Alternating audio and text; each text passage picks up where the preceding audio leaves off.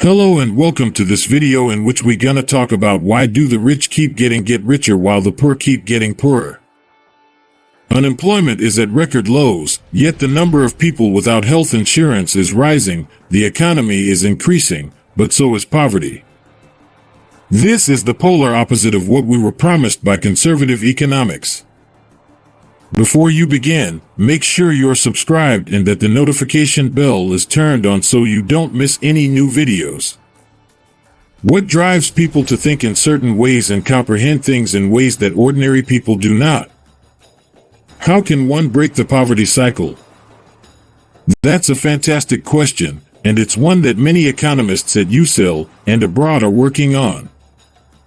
It's also the focus of the year-long economics module that all UCL BSc Economics first-year students must take.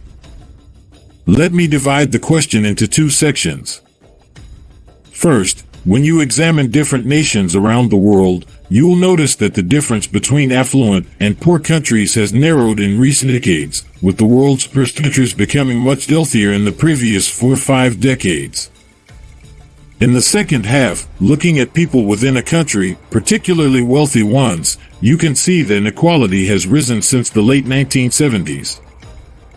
In the United States, in particular, this rise has been accompanied to some extent by the poor becoming poorer over this time, not just the rich getting richer. Mass unemployment, the ICT revolution favoring specific types of jobs, the decline in unionization, and globalization are all factors contributing to this trend. Of course, breaking out from poverty is difficult, but one of the most important variables that has been noticed in both rich and poor countries is investment in education and other human resources. Regrettably, many of the nations that have seen the biggest rise in inequality in recent decades have also seen the highest rise in poverty. For ideological reasons, the government's investment on human capital, health, education, etc., has frequently decreased.